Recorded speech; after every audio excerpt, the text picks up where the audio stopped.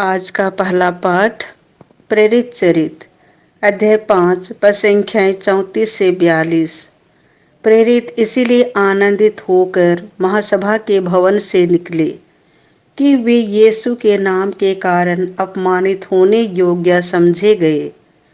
उस समय गमलीएल नामक फरीसी जो संहिता का शास्त्री और सारी जनता में सम्मिलित था, महासभा में उठ खड़ा हुआ।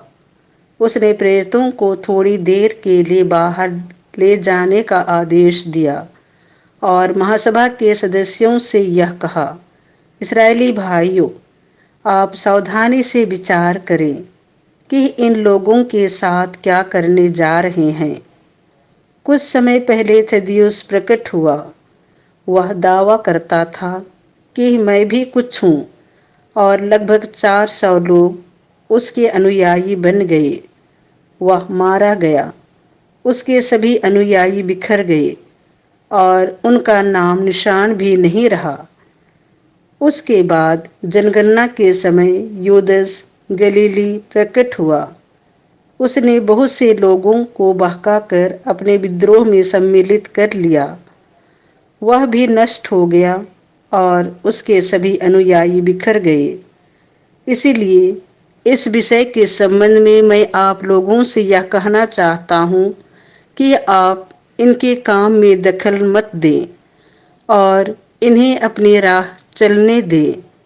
यदि यह योजना अथवा आंदोलन मनुष्यों का है तो यह अपने आप नष्ट हो जाएगा, परंतु यदि यह ईश्वर का है तो आप इन्हें नहीं मिटा सकेंगे और ईश्वर के विरोधी प्रमाणित होंगे।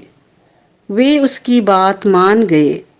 उन्होंने प्रेरितों को बुला भेजा, उन्हें कोड़े लगवाए और यह कड़ा आदेश देकर छोड़ दिया कि तुम लोग यीशु का नाम लेकर उपदेश मत दिया करो।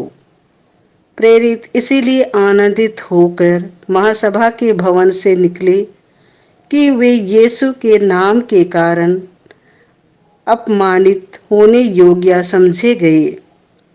वे प्रतिदिन मंदिर में और घर घर जाकर शिक्षा देते रहे और यीशु मसीह का सुसमाचार सुनाते रहे। यह प्रभु की वाणी है। संत यूहन्ना के अनुसार पवित्र सुसमाचार अध्याय 6 पद संख्या 1 से 15। उन्होंने बैठे हुए लोगों को रोटियां उनकी इच्छा भर बंटवाईं। यीशु गलीलिया अर्थात तिबरियस के समुद्र के उस पार चले गए। एक विशाल जनसमूह उनके पीछे हो लिया, क्योंकि लोगों ने उन चमत्कारों को देखा था जिन्हें यीशु बीमारों के लिए करते थे। यीशु पहाड़ी पर चढ़े और वहां अपने शिष्यों के साथ बैठ गए। यहूदियों का पास्का पर्व निकट था।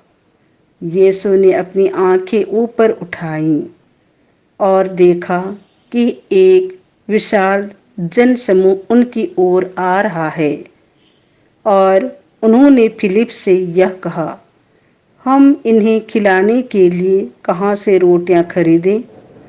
उन्होंने फिलिप की परीक्षा लेने के लिए यह कहा। वह तो जानते ही थे कि वह क्या करेंगे। फिलिप ने उन्हें उत्तर दिया, 200 दिनार की रोटियां भी इतनी नहीं होगी कि हर एक को थोड़ी थोड़ी मिल सके। उनके शिष्यों में से एक सिमोन पेतरुस के भाई अंद्रियास ने कहा, यहाँ एक लड़के के पास जौ की 5 रोटियां और 2 मछलियां हैं, पर यह इतने लोगों के लिए क्या है? यीशु ने कहा, लोगों को बैठा दो। उस जगह बहुत घास थी। लोग बैठ गए। पुरुषों की संख्या लगभग 5000 थी। यीशु ने रोटियां ले ली, धन्यवाद की प्रार्थना पढ़ी और बैठे हुए लोगों में उन्हें उनकी इच्छा भर बंटवाई। उन्होंने मछलियां भी इसी तरह बंटवाई। जब लोग खाकर तृप्त हो गए तो यीशु ने अपने शिष्यों से कहा, बचे हुए टुकड़े बटोर लो, जिससे कुछ भी बर्बाद ना हो। इसलिए शिष्यों ने उन्हें बटोर लिया और उन टुकड़ों से 12 टुकड़े भरे, जो लोगों के खाने के बाद जौ की 5 रोटियों से बच गए थे। लोग यीशु का यह चमत्कार देखकर बोल उठे, निश्चय ही यह वह नबी है जो संसार में आने वाले हैं। यीशु समझ गए कि वे आकर मुझे राजा बनाने के लिए पकड़ ले जाएंगे, इसीलिए वह फिर अकेले ही पहाड़ी पर चले गए।